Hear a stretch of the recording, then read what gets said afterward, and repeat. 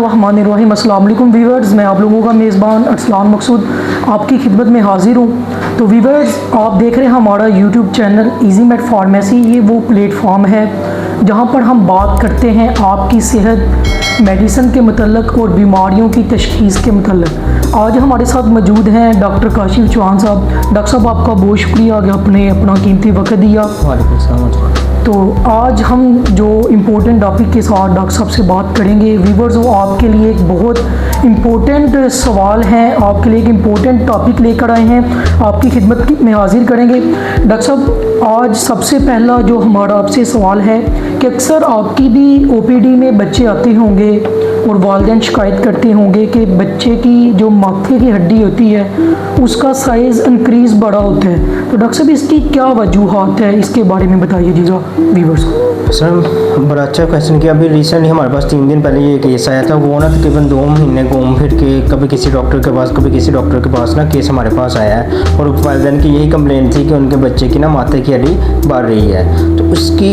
वैसे तो हम इसे आम ज़बान में, हमारी ज़बान में फ्रंटल बॉसिंग कहते हैं कि माथे की हड्डी का बढ़ जाना, लेकिन इसकी बहुत सारी वजूहत हैं। उनमें से जो कॉमन वजूहत हैं वो मैं आपको आज आपके साथ डिस्कशन करूँगा। सबसे जो कॉमन वजह हम देख रहे हैं वो है विटामिन डी की डेफिशिएंसी।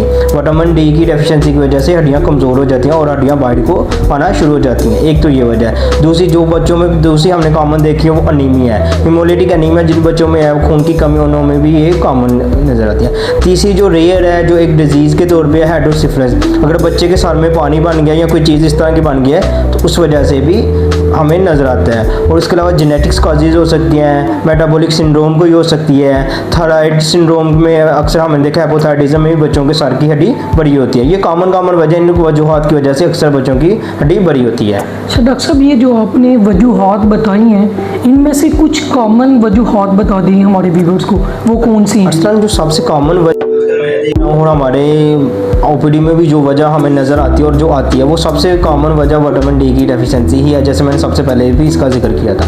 आमतौर पे विटामिन डी की डेफिशिएंसी को हम क्या कहते हैं, रिकेट्स कहते हैं। रिकेट्स की एक डिजीज़ होती है बच्चों में जिसकी वजह से उनके सर की हड्डी बढ़ना शुरू हो जाती है, माथे की हड्डी बाहर नजर आना शुरू हो जाती है। रिकेट्स में और भी होती है, टांगों की कमज़ोरी भी हो सकती है, छाती की हड्डी की भी शेप चेंज हो सकती है। लेकिन जो हमें कॉमन जो वालिदैन कंप्लेन लेके आते हैं वो यही लेके आते हैं कि माथे की हड्डी बढ़ रही है। अब रिकेट्स किन बच्चों में कॉमन होती है, किन वजूहात पे कॉमन होती है? रिकेट्स उन बच्चों में कॉमन होती है जिन बच्चों में ज़्यादा अरसा माँ का दूध पिया जाता है। जब वजह यह है कि माँ के दूध में अक्सर विटामिन डी की कमी होती है। जब बच्चा वो एक तो मदर में विटामिन डी की कमी है, उधर उसके ऊपर दूध में कमी है। जब बच्चा वही दूध पीता है एक लंबे अरसे के लिए, 1.5 साल 1 साल के लिए, तो उस बच्चे में विटामिन डी की कमी हो जाती है। दूसरा, उन बच्चों में कॉमनली देखा है जिन्हें धूप का एक्सपोजर कम होता है, तंग घरों में रहते हैं, कमरे के अंदर ही रहते हैं, ज़्यादा इसी के अंदर रहते हैं, उन बच्चों में विटामिन डी की कमी हो जाती है और उनमें भी ये माथे की हड्डी बढ़ जाती है। तीसरी, उन बच्चों में हमने कॉमन देखा है जो बच्चे एक लंबे अरसे तक, मतलब कि 1.5-2 साल तक दूध ही पीते रहते हैं, 6 माह के बाद उन्हें कोई भी ठोस ग़िज़ा शुरू नहीं की जाती।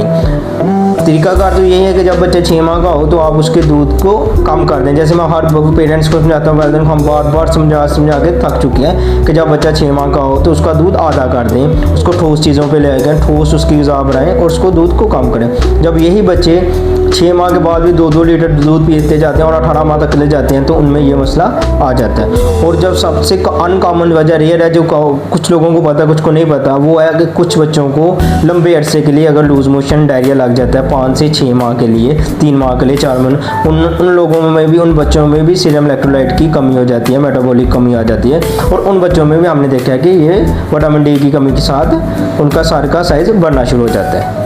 अच्छा डॉक्टर साहब, नेक्स्ट क्वेश्चन बताइएगा कि ये जो डिज़ीज़ है इसकी तशख़ीस कैसे की जा सकती है? इसकी तशख़ीस के बारे में भी व्यूअर्स को आगाह कीजिए। सर, तशख़ीस बड़ी कॉमन है, इसकी इजीली हम कर सकते हैं। बेहतर तो यही है कि आप जब भी आपको लगे कि आपके बच्चे की ये साइज़ इंक्रीज़ हो रहा है, हाँ, सर का साइज़ इंक्रीज़ हो रहा है, हड्डी बाइट हो रही है, तो आप एक अच्छे मुआलिज के पास जाएँ जिसको इन चीज़ों का आइडिया हो, ताकि वो आपकी तशख़ीस कर सके आया कि है भी है कि नहीं है। ठीक है, सबसे पहले तो इसमें विटामिन D3 लेवल टेस्ट कराएँ, फॉस्फेट का टेस्ट कराएँ, कैल्शियम का टेस्ट कराएँ और रिस्ट जॉइंट की एक्सरे कराएँ। इन 4-5 चीज़ों पर आपको आइडिया हो जाता है कि इस बच्चे में विटामिन डी की कमी है भी है कि नहीं है। जी सर। अच्छा सर, लास्ट क्वेश्चन, और व्यूअर्स ये क्वेश्चन डॉक्टर साहब से पूछते हैं इम्पोर्टेंट, कि डॉक्टर साहब अगर ये डिजीज़ किसी बच्चे में आ जाती है, बीमारी, तो वालिदैन अक्सर परेशान होते हैं, तो क्या इस बीमारी का इलाज मुमकिन है या नहीं? सर इसका इलाज मुमकिन है, बिल्कुल इजीली मुमकिन है। पहले सबसे तो मैंने जैसे आपको बताया था कि अच्छे मॉलिज के पास जाएं, तशखीस करेंगे आया कि आपके बच्चे में विटामिन डी की कमी है कि नहीं है। जब अगर आपके बच्चे में विटामिन डी की कमी है तो उसे विटामिन डी के इंजेक्शन स्टार्ट कराएं, जो 3 से 6 माह के लिए हम कहते हैं कि 1 ड्रॉप पर डे देना चाहिए। पहले सबसे तो ये। दूसरा, उसका खुराक फूड से चेंज करें, वो खाने दें जिनमें विटामिन डी की ज़्यादा, मतलब विटामिन डी ज़्यादा है। जैसे अंडा, अक्सर वालिदैन को तो आप बच्चे को अंडा दें, तो हमारे माइश में एक मिथ है कि अंडा गर्म है ठंडा, ये कोई चीज़ भी नहीं होती। आप बॉइल्ड एग दें, उसमें विटामिन डी होता है। सी फूड दें, ठीक है, सीरियल्स दें बच्चे को, सर्टिफाइड सीरियल्स दें बच्चे को। उसके बाद खजूर दें। ये सारी चीज़ें जिनकी वजह से बच्चे की नशुमा होती है। अगर आप सी फूड नहीं देना चाह रहे, मछली नहीं, गर्मियाँ, तो उसके अल्टरनेट मार्केट में बहुत से अच्छे मल्टीविटामिन में सिरप है जिनमें फ़िश ऑयल होता है। अगर आप वो देंगे तो आपका बच्चा बेहतरी की तरफ जाएगा। और अगर आपको लगता है सबसे कॉमन जो मैंने उस बच्चे में देखी थी जो हमारे पास रिसेंटली आया था, उसमें 2 से 3 माह हो गए थे, डायरिया था। अगर उसका डायरिया तो उसकी CBC कराएं, उसका HB देखें, इन्फेक्शन है इन्फेक्शन को दूर करें और बच्चे के लूज मोशन को ट्रीटमेंट दें। जब आप बच्चे का लूज मोशन ठीक करेंगे तो बच्चा खुद ही सही हो जाएगा। लेकिन ये सारा चीज़ें जब मैं अक्सर अपनी वीडियोस में भी करता हूँ, डील में आपको बताता भी हूँ कि काम वहाँ पे ख़राब होता है जब आप किसी अच्छे मॉलिज के पास नहीं जाते। जी। आप किसी के पास भी जाते हैं, उसको आइडिया ही नहीं है कि ये क्या है, फ्रंटल लॉसिंग क्या है, रिकेट्स क्या है, तो वो आपको मिसगाइड करते हैं। मिसगाइड से मुराद ये है कि फिर वो दम करवाना शुरू कर देते हैं, वो मेजरमेंट शुरू कर देते हैं, ये सारी चीज़ें करना शुरू करते हैं, तब तक बहुत देर हो चुकी होती है। तो मेरा तमाम वालिदैन से यही रिक्वेस्ट है कि हमेशा जब आपको लगे कि आपके बच्चे में ये मसला चल रहा है तो आप किसी अच्छे मॉलिज के पास जाएं, अपने बच्चे के टेस्ट करें। अगर उसको बीमारी है तो उसका इलाज कराएं, अगर नहीं है तो ना इलाज करें। ये चीज़ आप फैसला करके फिर करिए। जी व्यूवर्स, बहुत शुक्रिया डॉक्टर साहब, आपने अपना कीमती वक्त दिया।